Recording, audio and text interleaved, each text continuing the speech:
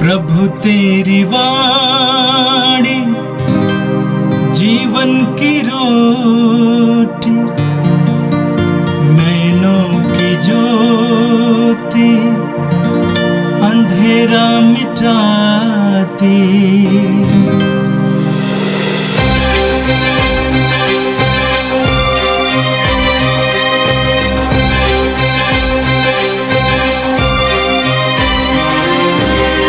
प्रभु तेरी वाणी जीवन की रोटी, नैनों की ज्योति अंधेरा मिटाती।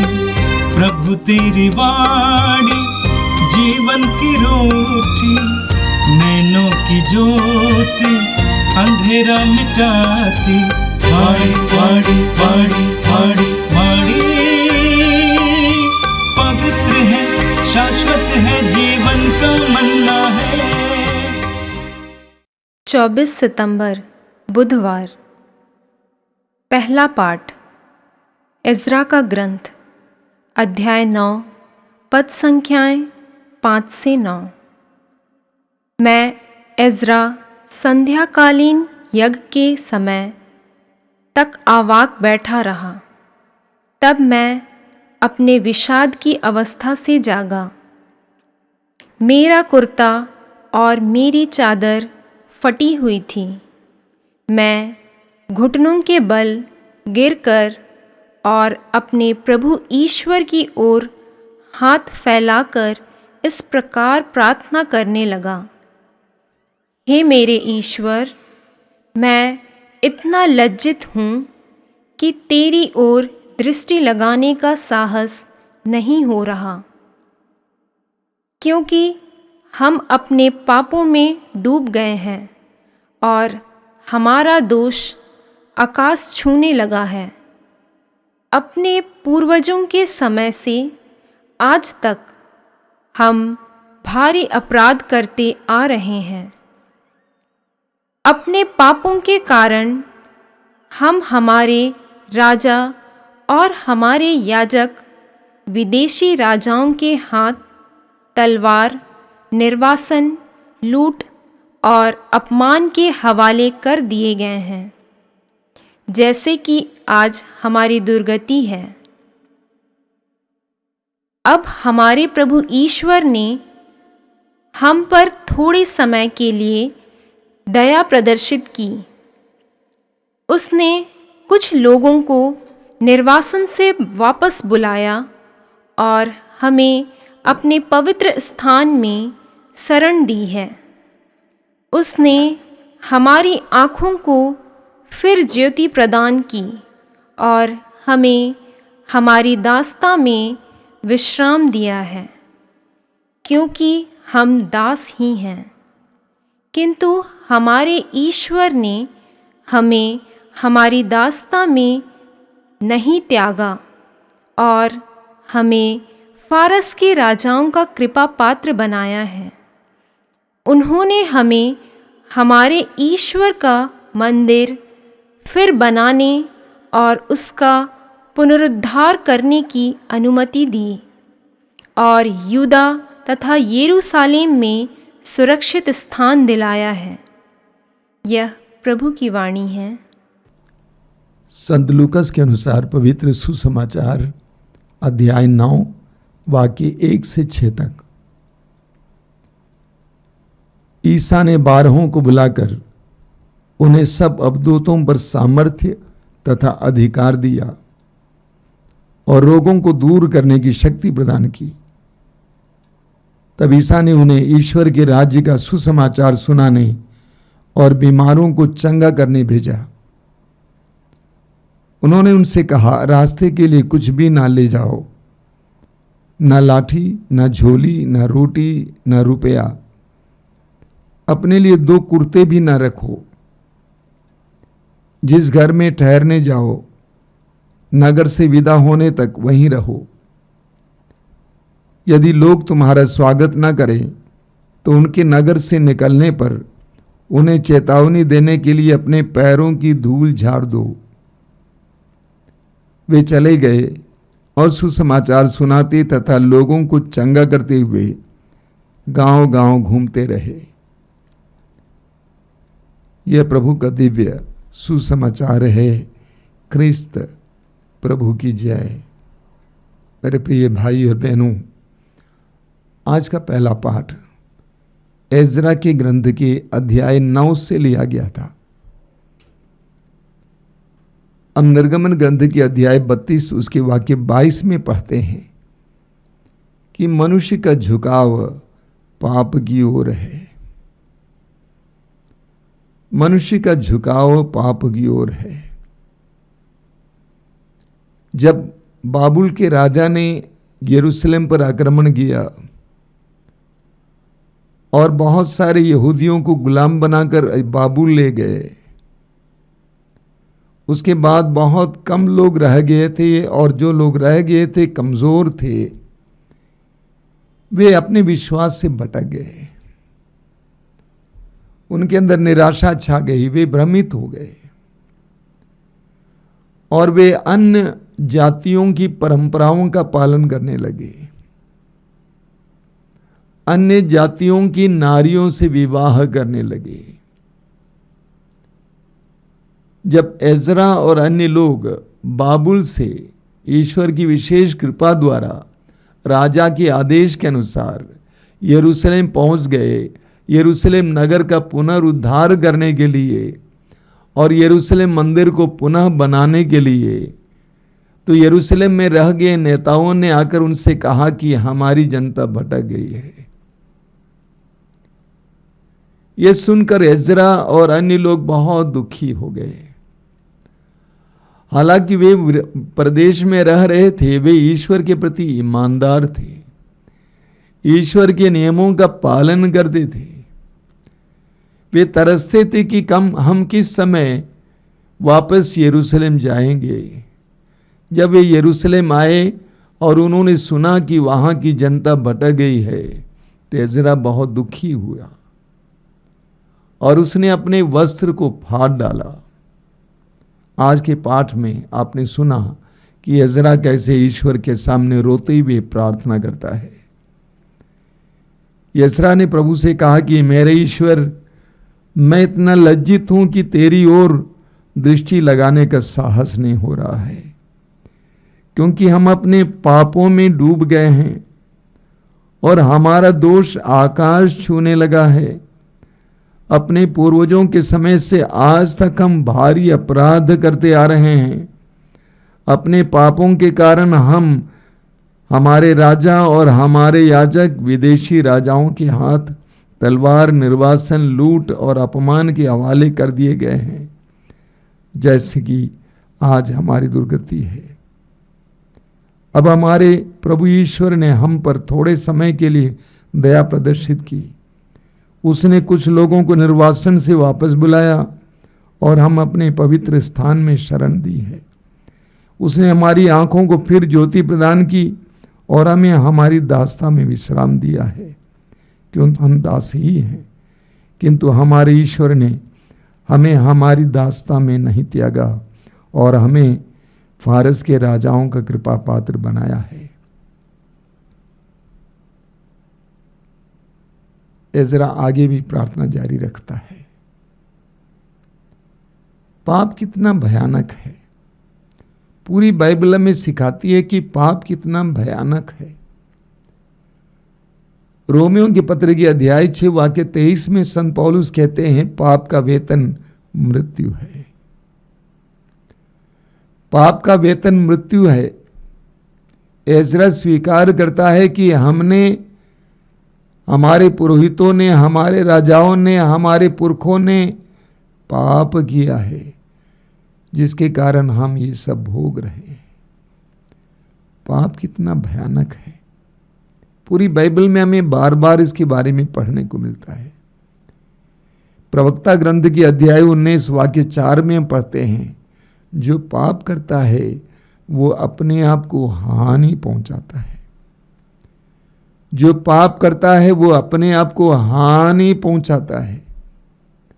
इस्यास नबी अध्याय 1 वाक्य 5 और 6 में हम पढ़ते हैं, प्रभु कहते हैं, तुम कब तक विद्रोह करते रहोगे? तुम्हारा सिर घायल है, तुम्हारा हृदय मूर्छित है और तुम्हारा शरीर पैर से लेकर सिर तक चोटों से भरा हुआ है। इस्राएलियों ने यह अनुभव किया, पाप का नतीजा अनुभव किया। इसलिए इज़रा प्रभु के सामने पश्चाताप करते हुए अपने वस्त्र को फाड़ डालता है और प्रार्थना करता है कि प्रभु, हमने, हमारे पुरखों ने, हमारे राजाओं ने, हमारे पुरोहितों ने तेरी आज्ञाओं का उल्लंघन किया, जिसके कारण हम ये सब भोग रहे हैं। मेरे प्रिय भाई और बहनों, अक्सर हम इस बात पर मनन नहीं करते हैं। आगे आने वाले दिनों में मैं इसके बारे में बोलने जा रहा हूं कि पाप कितना भयानक है। हम अपने जीवन के अलग अलग अनुभवों को अलग अलग देखते हैं, सब एक साथ जुड़े हुए हैं। पाप कितना भयानक है। इस्राएलियों ने पाप किया, यहूदियों ने पाप किया और वे दुश्मनों के हाथ हो गए। जब तक वे ईश्वर के अधीन रहे, ईश्वर ने दुश्मनों पर उन्हें जीत प्रदान की, विजय प्रदान की। लेकिन जब वे ईश्वर की परिधि से बाहर गए, ईश्वर का तिरस्कार किए, पाप करना शुरू किए, उनके जीवन में विनाश पर विनाश आया। हमें भी अपने और अपने पूर्वजों के पापों के लिए प्रभु से माफ़ी मांगने की ज़रूरत है, ताकि हम भी प्रभु की दया और करुणा का अनुभव कर सकें। और आज का सुसमाचार संत लूकस के सुसमाचार के अध्याय 9 से लिया गया था। हमने सुसमाचार में सुना कि ईसा ने 12 को बुलाकर उन्हें सब अवधूतों पर सामर्थ्य तथा अधिकार दिया और रोगों को दूर करने की शक्ति प्रदान की। तब ईसा ने उन्हें ईश्वर के राज्य का सुसमाचार सुनाने और बीमारों को चंगा करने भेजा। 2000 वर्ष पहले प्रभु यीशु ईश्वर की करुणा, सामर्थ्य और दया लेकर हमारे पास आए। और प्रभु यीशु ने चाहा और ईश्वर ने चाहा कि यह प्रक्रिया, यह कार्य बना रहे। और इसलिए प्रभु यीशु ने शिष्यों को चुना। शिष्यों में से 12 को चुना, जिनको प्रेरित नाम रखा। मार्कुस के सुसमाचार के अध्याय 3 वाक्य 13 और 14 में पढ़ते हैं, प्रभु एक पहाड़ी पर चढ़े और जिनको वे चाहते थे उनको अपने पास बुलाए, उनको प्रेरित नाम रखा और वे उनके साथ रहे। और उन्होंने यीशु से यीशु का सामर्थ्य पाया, शक्ति पाई। आज के सुसमाचार में आपने सुना कि प्रभु ने उन्हें अवधूतों पर सामर्थ्य तथा अधिकार दिया और रोगों को दूर करने की शक्ति प्रदान की। यीशु के साथ रहने से उनको यह सामर्थ्य प्राप्त हुआ। अक्सर मैं एक छोटा सा उदाहरण दिया करता हूं। मान लीजिए एक चुंबक है और एक लोहे के टुकड़े को आप चुंबक से लगाकर रखें। काफी दिनों के बाद आप देखेंगे कि वह लोहे का टुकड़ा चुंबक बन जाता है। यीशु के शिष्यों के साथ भी यही हुआ। जो कार्य यीशु करते थे वही कार्य करने के लिए यीशु ने 12 प्रेरितों को नियुक्त किया और प्रशिक्षित किया, अपने साथ रखा, उनको अपने वचनों से भर दिया और अपने सामर्थ्यपूर्ण कार्यों को देखने का मौका दिया। और किस तरह सामर्थ्यपूर्ण कार्य करने के लिए सामर्थ्य प्रार्थना के द्वारा प्राप्त किया जा सकता है, ये उनको दिखाया अपने जीवन के द्वारा। और बीच बीच में यीशु उन्हें गांव और नगरों में भेजा करते थे। जैसा कि आज के सुसमाचार में आपने देखा कि प्रभु ने उनको भेजा, क्या के लिए? वही कार्य करने के लिए जो यीशु करते थे। यीशु ने 2000 वर्ष पहले जो कार्य इस संसार में शुरू किया, वह कार्य यीशु के साथ समाप्त नहीं होता है, बल्कि उसी को जारी रखने के लिए यीशु ने 12 को चुना और उसके बाद बहुत सारे लोगों को चुना। आज भी यीशु चुन रहे हैं। जब प्रभु ने उनको गांव और नगर में भेजा तो 3 बातें उनके सामने रखी। सबसे पहली बात, कि तुम अपने साथ बहुत सारी चीजें नहीं ले जाना। ज्यादा कपड़ा, पैसा और अन्य चीजें मत ले जाना। यानी पूरी तरह से ईश्वर पर निर्भर होकर जाना।